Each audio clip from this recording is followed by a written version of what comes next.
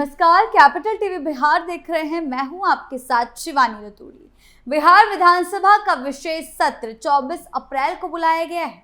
विशेष सत्र में मुख्यमंत्री सम्राट चौधरी विश्वास मत प्रस्ताव पेश करेंगे। नई सरकार के गठन के बाद विशेष सत्र को राजनीतिक रूप से बेहद अहम माना जा रहा है, क्योंकि इसी के जरिए सरकार अपना बहुमत साबित करेगी। विशेष सत्र को इसलिए भी महत्वपूर्ण माना जा रहा है क्योंकि हाल के दिनों में सत्ता परिवर्तन और राजनीतिक समीकरणों में आए बदलाव ने पूरे राज्य की राजनीति को नई दिशा दे दी है। क्या कुछ चल रहा है, आइए जानते हैं विस्तार से। पटना में सियासी हलचल तेज, नई सरकार के लिए निर्णायक परीक्षा, विधायकों की मौजूदगी पर निगाहें। बिहार विधानसभा के विशेष सत्र को लेकर अधिसूचना जारी कर दी गई है। इस संबंध में विधानसभा सचिवालय की ओर से जारी आधिकारिक पत्र के अनुसार मुख्यमंत्री, उप मुख्यमंत्री समेत सभी मंत्रियों और विधायकों को सूचना भेज दी गई। ये बिहार विधानसभा पटना के निदेशक राजीव कुमार हस्ताक्षर के साथ ये पत्र जारी किया गया।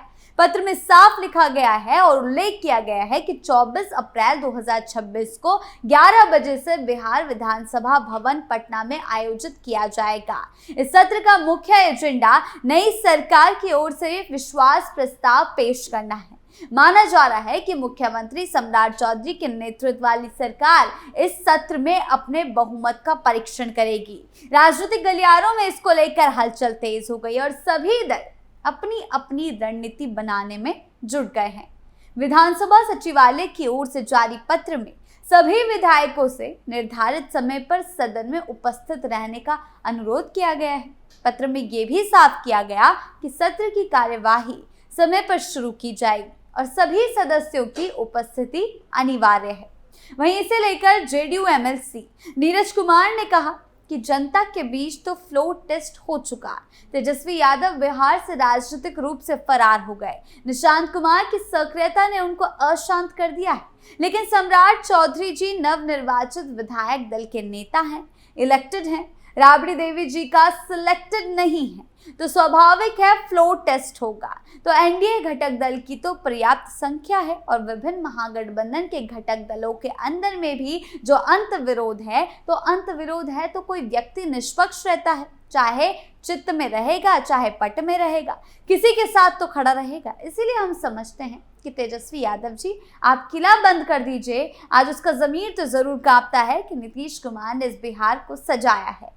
वहीं बीजेपी एमएलसी हरीश सहनी ने विचार करने का विषय नहीं है कि होगा क्या। अगर आप ऐसे सभी मामलों को देखेंगे, हाल ही में हुए राज्यसभा चुनावों को ही ले ले तो ये हर किसी के लिए साफ है, न केवल आपके या मेरे लिए या बिहार के लिए बल्कि पूरे देश के लिए, कि किस तरह की स्थिति सामने आई थी। और इस बार भी बिल्कुल वैसी ही स्थिति रहेगी। एनडीए एकजुट है। जहां तक 202 के आंकड़े की बात है तो हम इस बात की चिंता नहीं कर रहे कि हमारी संख्या सुरक्षित रहेगी या नहीं। ये चिंता पूरी तरह से हमारे विपक्षी साथियों की है। वो ही लोग इस जुगत में लगे हैं कि अपने अपने सदस्यों को किसी कमरे में कैसे बंद करके रखा जाए, कैसे उन्हें एकजुट रखा जाए, कैसे टूटने से बचाया जाए पार्टी को, कहीं कोई भटक ना जाए, पाला ना बदल ले। समस्या उनके साथ है। एनडीए को ऐसे मामलों पर सोचने की जरूरत नहीं, ऐसा एनडीए का कहना है। ये बस एक सामान्य प्रक्रिया है और घटनाएं हैं उसी प्रक्रिया के अनुसार आगे बढ़ रही है। चिंता का कोई कारण नहीं, सब कुछ एनडीए के पक्ष में है। जनता, नेता सब पक्ष में है। एनडीए को ऐसी बातों की चिंता करने की जरूरत नहीं है। एनडीए के अंदर के सभी नेता जनता के साथ खड़े हैं। बिहार की राजनीति में नया मोड़। कांग्रेस नेता और पूर्व विधायक ऋषि मिश्रा ने भी इस मामले में अपनी टिप्पणी रखी है और कहा है कि कभी कभी ये सब सुनकर जो एक ऐसी पार्टी और गठबंधन की तरफ से आ रहा है जिसने बिहार पर 20 साल तक राज किया, बस हंसी आती। जहां तक विश्वास मत की बात है, आपके पास विधायक तो पहले से ही हैं। आपके पास 202 चुने हुए सदस्य हैं और साथ ही वो लोग भी हैं जिन्हें आपने इस बीच खरीद लिया होगा। यानी कि वो साफ कह रहे हैं कांग्रेस में जो विधायक अशांत थे, बगावती तेवर में थे, उन्हें खरीद लिया गया है। इनडायरेक्टली ये आरोप लगा रहे हैं। ये आंकड़े निश्चित रूप से आपके पक्ष में है, लेकिन आपको विश्वास जीतना है 14 करोड़ लोगों का, उन महिलाओं का भरोसा जिनसे आपने 2 लाख रुपए देने का वादा किया था, उन युवाओं का जिनसे आपने हर साल 2 करोड़ नौकरियां देने का वादा किया था, उन नौजवानों और नागरिकों का भरोसा जिनसे आपने इंडस्ट्री की स्थापना का वादा किया था, और उन युवाओं का भरोसा जिन्हें आपने बेहतर शिक्षा देने का आश्वासन दिया था। यानी कि विपक्ष भी फुल बगावती तेवर में नजर आ रहा है। तीखे हमलों का दौर जारी है। इसके अलावा जेडीयू के प्रवक्ता नीरज कुमार का भी भरोसा जीतना चाहिए। इस तरीके का तंज कसा गया है कांग्रेस द्वारा, खास तौर पर इस सवाल पर कि बेहतर उम्मीदवार कौन है, 7वीं कक्षा में पढ़ाई छोड़ने वाला या 9वीं कक्षा पास करने वाला। वहीं आरजेडी के प्रवक्ता भी पीछे नहीं हटे। मृत्युंजय तिवारी ने कहा कि 24 अप्रैल को सम्राट सरकार बिहार विधानसभा में अपना बहुमत साबित करेगी। उनके पास पहले से बहुमत है, क्योंकि एनडीए के पास 202 सीटों की ताकत है। ये महज संवैधानिक प्रक्रिया है। नीतीश कुमार को महज 4 महीनों के अंदर अपना पद छोड़ना पड़ा, उन्हें मुख्यमंत्री के पद से हटा दिया गया। अब बीजेपी सरकार ने सत्ता संभाली है और एक बीजेपी नेता सम्राट चौधरी मुख्यमंत्री बन गए। उन्हें अपना बहुमत साबित करना चाहिए और बिहार की जनता के कल्याण के लिए काम करना चाहिए। सरकार को तेजस्वी यादव और विपक्ष द्वारा उठाए जा रहे सवालों के जवाब जरूर देने चाहिए, खास तौर पर इस बारे में कि चुनाव के दौरान किए गए वादे कैसे और कब पूरे किए जाएंगे। यानी कि सत्ता पक्ष और विपक्ष दोनों ही आमने सामने खड़े हैं और जंग अभी भी छिड़ी हुई है। सम्राट चौधरी ने 15 अप्रैल को मुख्यमंत्री पद की शपथ ली। उनके साथ जेडीयू कोटे के 2 उप मुख्यमंत्री विजय चौधरी और विजेंद्र यादव बनाए गए थे। मुख्यमंत्री की कुर्सी संभालते ही सम्राट एक्शन मोड में है। सीएम सम्राट ने सख्त आदेश दिया कि बिहार को विकसित राज्य बनाना है और इसके लिए अनुशासन और संवेदनशीलता के साथ काम करना होगा। इसी के साथ 24 अप्रैल को बड़ा दिन होने जा रहा है, वो अपना बहुमत साबित करेंगे। निशांत कुमार की सक्रियता ने तेजस्वी को किया अशांत। एक तरफ सीएम सम्राट चौधरी का पदभार संभालना और अब निशांत की बढ़ती एक्टिवनेस विपक्षी खेमे खास तौर पर तेजस्वी यादव को बेचैन कर रही है। जेडीयू के नेता और पूर्व मुख्यमंत्री नीतीश कुमार के पुत्र निशांत कुमार पार्टी नेताओं व कार्यकर्ताओं के साथ संगठन को लेकर लगातार मंथन पर मंथन कर रहे हैं और एनडीए की तरफ से भी ये आरोप लगातार लग रहे हैं कि तेजस्वी यादव बेचैन है निशांत कुमार की एक्टिवनेस से। जेडीयू में शामिल होने के बाद से पूरी तरह से वो सक्रिय नजर आ रहे हैं। निशांत ने रविवार को पार्टी पदाधिकारियों के साथ बैठक की। पुणे और भागलपुर के जिला अध्यक्षों समेत इन दिनों ही जिलों के कई अन्य पदाधिकारियों के साथ वो मंथन कर रहे हैं और आगे भी करेंगे। निशांत जल्द ही बिहार में यात्रा पर भी निकलने वाले हैं, इस बात की चर्चा भी तेज है। यानी कि निशांत कुमार की एक्टिवनेस बिहार के सियासी गलियारों में गूंज रही है। एक तरफ बिहार की राजनीति में नया पहल आना, नई पहल की शुरुआत होना, बीजेपी का पहली बार मुख्यमंत्री बनना, वहीं दूसरी तरफ निशांत कुमार की एक्टिवनेस बिहार के सियासी गलियारों में चर्चा का कारण बन चुकी है। जेडीयू के प्रदेश अध्यक्ष उमेश कुशवाहा ने निशांत की यात्रा को लेकर अपनी प्रतिक्रिया दी है। उमेश कुशवाहा ने कहा, निशांत लगातार पार्टी कार्यालय में आ रहे हैं और पार्टी के नेताओं साथ ही साथ कार्यकर्ताओं से मिल रहे हैं।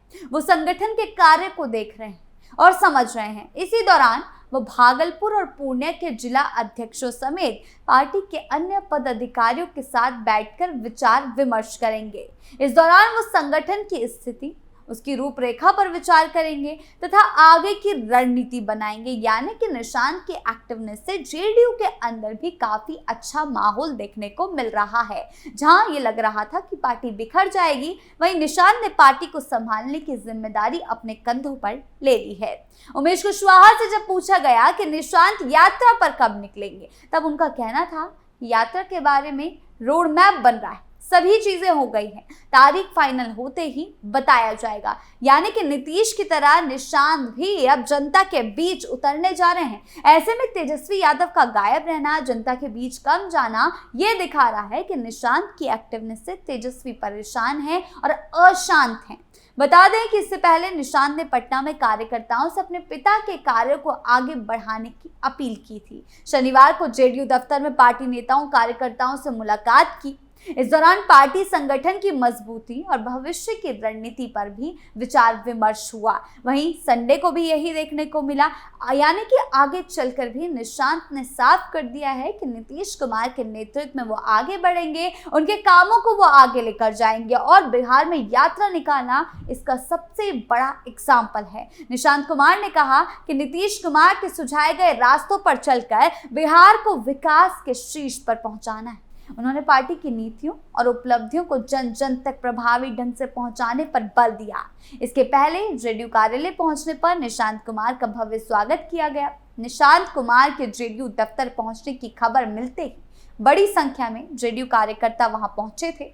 बैठक के दौरान विधान परिषद में पार्टी के मुखिया सचेतक संजय गांधी, विधायक चेतन आनंद, मांजरिक मृणाल, ऋतुराज कुमार, रोहेल रंजन, अनिल कुमार, नंदकिशोर कुशवाहा, प्रदेश महासचिव मनीष कुमार सहित पार्टी के अन्य नेता भी साथ में रहे। यानी कि निशांत का नेतृत्व पार्टी के नेताओं को भी पसंद आ रहा है। वो उनके साथ उनको बढ़ाने की कोशिश कर रहे हैं। बिहार की राजनीति में 24 अप्रैल को होने वाला विधानसभा का विशेष सत्र बेहद अहम माना जा रहा है, जिसमें मुख्यमंत्री सम्राट चौधरी के नेतृत्व वाली सरकार विश्वास मत के जरिए अपना बहुमत साबित करेगी। सत्ता परिवर्तन के बाद ये सत्र न केवल नई सरकार की राजनीतिक मजबूती की परीक्षा होगा, बल्कि एनडीए और विपक्ष के बीच शक्ति संतुलन को साफ करेगा।